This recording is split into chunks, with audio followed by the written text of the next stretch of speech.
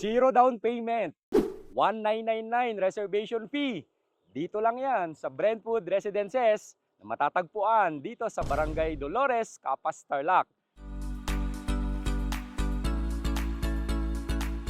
Ito po ang ating gate ng Brentwood Residences. At kung mapapansin nyo po dito, ipapakita po natin, no, ang laki po talaga na housing project nito. Ang kainaman po sa Brentwood Residences, depende po kung anong purpose ninyo. Like, kung gusto nyo ng investment, napakarami pong units na itatayo po dito.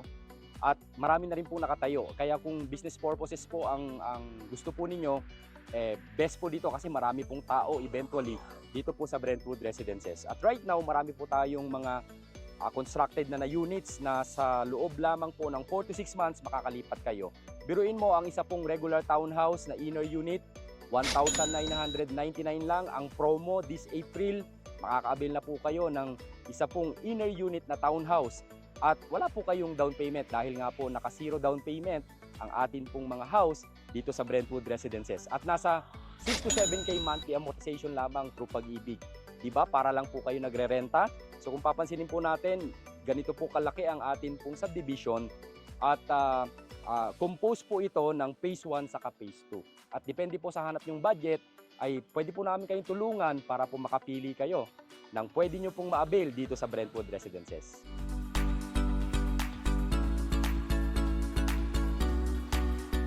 Okay, ano po ba ang ma-avail ninyo sa 1999 reservation at walang down payment? 6 to 7K monthly through Pag-ibig ay ganito pong klase ng 2-story na regular townhouse. Tara, pasukin po natin ang itsura.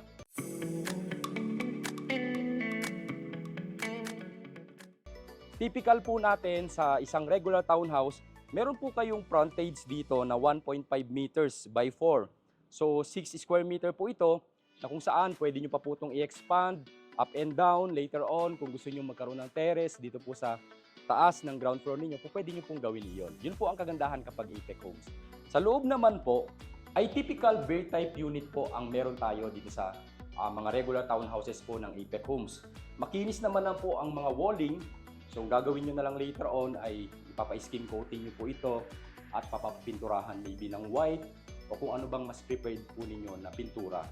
At ang ating pong comfort room, bagamat bear type unit po tayo, ay ang ating CR, naka-tiles na po yan. Halos hanggang dibdib po ang taas po ng ating tiles. And yung area po na to, open lamang po ito. At kung papansinin po ninyo, ang hagdanan po natin ay kahoy. No? Pwede nyo po itong i-varnish. Then ito, pwede nyo gawin na maybe sa TV set po ninyo or lagyan po ng cabinet po dito na maliit para ma-maximize nyo po ang space. Samantala, ang likod po natin sa typical na bear type unit, ito po yung ating lababo at meron po kayong 2 meters po dito na space dito po sa likod na pwede nyo po pong i-expand para po gawin nyo pong kitchen. So tara, tignan po natin ang taas ng ating regular townhouse. So meron po tayong semento dito na 3 steps. Tapos ito na po ang ating kahoy na hagdanan. By the way, medyo matagal na po itong ating unit, no? Kaya medyo nag-fade na rin. Pero basically, ganito po ang itsura ng ating interior unit, especially kung second floor. Ito po, pwede po nating pagawan ito ng 2 room, which is later on, papakita ko po sa inyo ang itsura ng model house sa kabila po nito. Para magka-idea kayo kung paano nyo po ipaparenovate ang inyo pong unit. Siyempre, gusto natin na magkaroon tayo ng idea kung paano ba natin ipaparenovate at aayusin ang ating unit. So tara, tignan po natin ang model house ng regular townhouse. Basic lamang po ito, nalagyan lang ng konting tiles at basic furnitures, no? And then yung ating pong kitchen. Okay, inayos po dito. Meron po tayong kitchen cabinet, no? Bagamat sinasabi po natin sa ating mga clients dahil meron po tayong 2 meters pa sa likod, pwede po itong isagad po doon para talagang mas maluwang ang ating space pagdating po sa ating magiging unit eventually. And ito, sample lang naman po sa CR. Kagandahan po sa ating project sa Apex Homes, bagamat nasa affordable housing category po tayo, spacious naman po ang ating comfort room para talaga namang makakagalaw talaga tayo sa ating pong CR. At ito po yung sample ng renovated po na comfort room. And then, ito nagawa pong TV set ang ating pong hagdanan. ilalim ng hagdanan. And kung papansin niyo, ito yung sinasabi ko kanina, yung mga basic lang naman na kahoy pagdating sa hagdanan, no, may mga pintura na talaga na pangkahoy na mukha talagang burnish ang itsura, no. Kaya po yon, maganda po ang pwedeng kalabasan. And of course, syempre, maganda rin na magkaroon kayo ng design para sa bungad po from the stair. Then papansinin niyo po ito, yung dalawang room, no, na kung saan kanina pinakita ko po sa inyo yung open space. So ito po nagawan ng dalawang bedroom. Of course, syempre to maximize yung atin pong space, meron po tayong double deck dito. Para halimbawa kung kayo may dalawang anak or kasama sa bahay, magagawa niyo po ng mas spacious ang inyo pong isang room. And then basically, syempre, yung mas bigger room para sa ating master's bedroom. Kung halimbawa kayo po ay couple, so pwedeng ganito po ang design. And lagyan lang ng mga konting design, maybe lagyan ng mga kagaya ng mga books, meron kayong cabinets. Ito naman ay pwedeng ipa-customize kung may makuha kayong contractor para at least mas magiging spacious ang itsura ng inyong pong townhouse. But of course, siyempre gusto ko lang din pong i-emphasize na ito pong ating model house, perspective lamang po ito.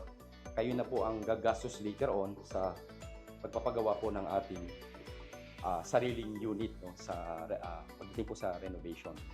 At yan po ang ating ma-avail sa mga unit dito sa Brentwood Residences, especially dito po sa Phase 1 na kung saan ang reservation fee lamang po na promo ngayong April hanggang April 30 ay 1,999 pesos lamang. Bagamat after nito ay doon po tayo sa regular reservation na 6,000 po, no, ang regular reservation after po ng April 30 sa mga inner unit.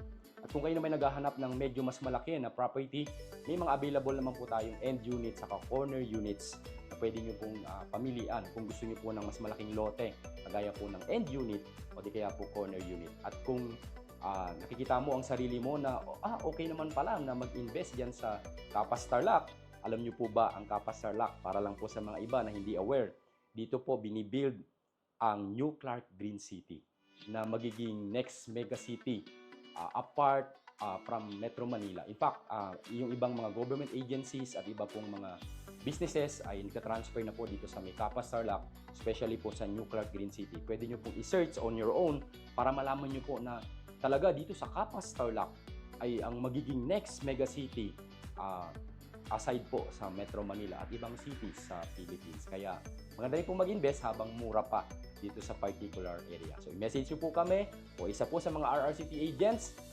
para tulungan po namin kayo sa inyong journey na magkaroon po ng sariling bahay. Dahil ang RRCT Realty ay kapartner mo sa pag-abot ng pangarap mong magkabahay.